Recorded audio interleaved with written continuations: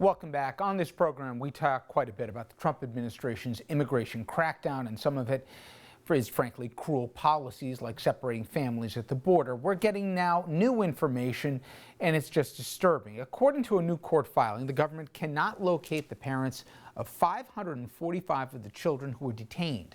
Starting in 2018, the administration started its so-called zero tolerance policy, where nearly 3,000 families were split.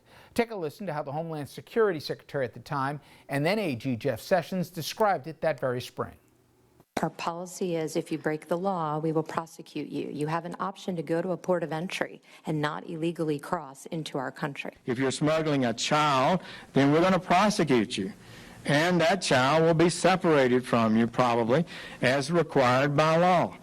If you don't want your child to be separated, then don't bring them across the border illegally. Every time somebody here gets prosecuted in America for a crime, American citizens, and they go to jail, they're separated from their children.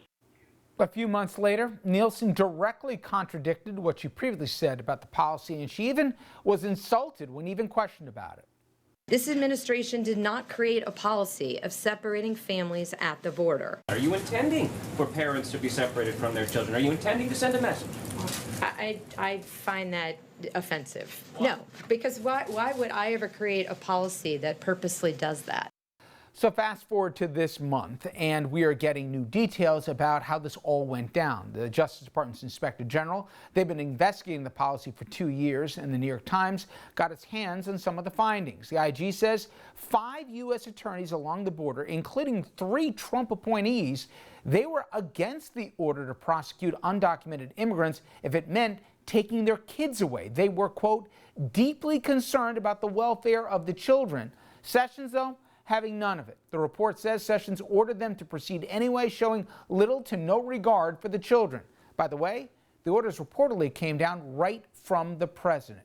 And Rod Rosenstein, the deputy AG at the time, he went even further, telling those 5 prosecutors that it didn't matter how young the kids were, they should prosecute the parents and split the families anyway. I should add, some of them were just infants. And you can hear some of those babies crying in this tape released by ProPublica. These are kids from Central America who are alone without their parents, crying out for help.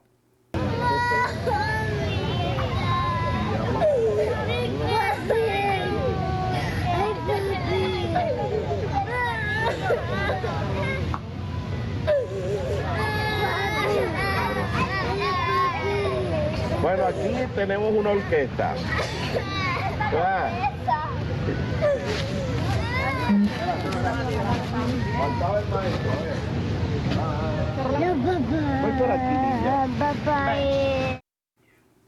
My next guest, he's been at the forefront of the effort to locate the parents. He's also the lead attorney suing the government. Joining me now, Lee Gelernt. He's the deputy attorney of the ACLU's Immigrants' Rights Project. And Lee, every time I talk to you, there's a new chapter to this. For all those who said that this was within the government an unintended consequence, this was unforeseen, these kids would be separated, it's BS. They knew what they were doing at the time, and when presented with concerns, they said, go ahead and do it anyway. No one can claim shock that we're dealing with a crisis we have in front of us. That's absolutely right. You know, so many things were wrong with what the administration was saying in the tape you were playing. First of all, they took children away even if the parent didn't cross illegally, even if they came to a port of entry and applied for asylum legally. In fact, our named plaintiff, Miss L, came to a port of entry and they claimed that they were taking the child away because it wasn't really her child. Well, of course, DNA evidence showed that it was her child. Secondly, in America, if you go to jail, you may lose your child while you're in jail, but you get your child back when you get out of jail. These families committed misdemeanors of crossing illegally, went to jail for 24, 48 hours usually, but then didn't get their children back for months and months and months. And the third thing is, why were they being prosecuted? It was solely to take the children away. And now we're at the stage where we can't even find the families. The government did not keep track of all the families, hid many of the families from us initially. And so now we are just searching all over Central America to find these parents. This is as unfortunate as it gets. I mean, this is tragedy upon tragedy. But Lee, it's even worse than I think you're saying, because first off, it was the government's job to keep track of these families. Only after it was discovered that they lied about the number of families that they had separated, then because you guys took them to court, they said, okay, yeah, well, you're right, there's a lot more we haven't found.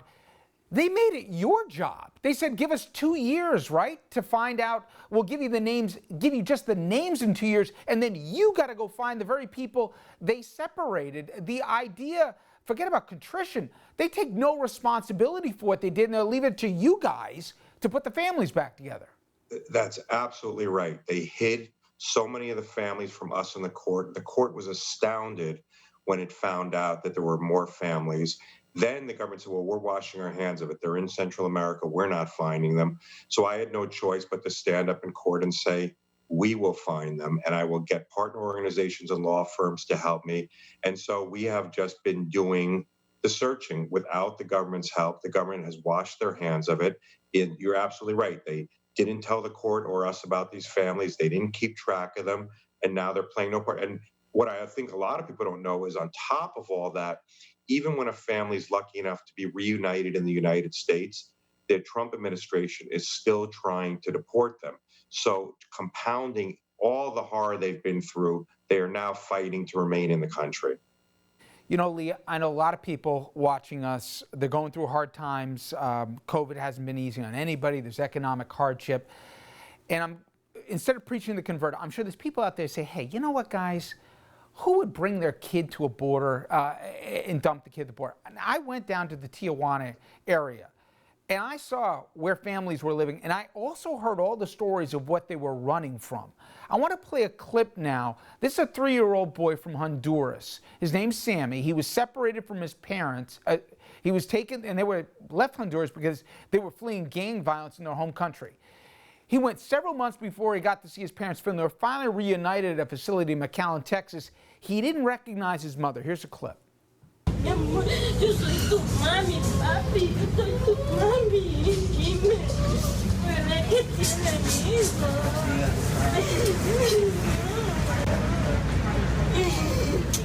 Dime, papi, yo le vine por ti, mi amor. Dime, papi, vete que amor, yo me vine por ti. Lee, I know not one story fits all. This is not monolith, but the idea that these parents couldn't give a you-know-what, and they're there just dumping the kids off because they wanted to take a trip down to, Baja for the weekend. Try and put a human face on these people, what they were running from, and all they were trying to do was look out for the kids, and to be painted here as if that they're traffickers or whatever else couldn't be farther from the truth. That's absolutely right. Notwithstanding what the administration is trying to say about these families, these are families that are running from extreme violence, possibly being killed. So many of them are being killed. They're standing up to the gangs. They're getting to the U.S. They hear this president say these gangs are horrible. They feel proud that they've stood up to these gangs, got their children out, told their children, don't join these gangs. They get to the U.S., and what do? We take the children away. And what every prior administration would tell you is two things. One is this wasn't going to deter families from coming. And in fact, when I talk to families who had their children taken away, I ask them, would you have come anyway, knowing your child was going to be taken? And they say, well, what choice did we have? I couldn't let my child be killed in Central America.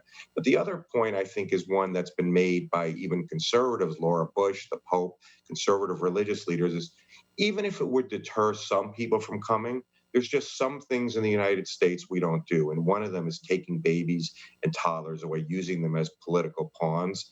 I mean, that is just so far beyond the pale. And that's why no administration, Democratic or Republican, has ever systematically taken children away prior to this administration. Lee, finally, I said there's 545 children that you're still trying to reunite here. A, are you sure that's the real number, and how confident you're going to be able to put these families back together? Yeah, so I would say that it would be naive of us to assume that every single family has been accounted for since day one of the Trump administration. We're hopeful that we now know about all of them. Will we be able to find all these families? I remain optimistic, and what I've told the court is We can't put a timetable on it, but we will not stop till we've found every single one, no matter how long it takes. I think throughout these 3 years, I've just had to remain optimistic because the alternative is just too grim. And I can imagine these last 3 years you have not continued to be disappointed by this administration. Lee, best of luck, and I mean that. Thank you so much. Thank you for having me. I appreciate you following this story. And up next, we'll have an update on the COVID outbreak and how fast it's spreading. It's unbelievable. Also, we'll put a human face on the virus. I'll read you an emotional letter from a woman who lost her husband. Her husband was on the job as a police officer in New Jersey. He died from COVID.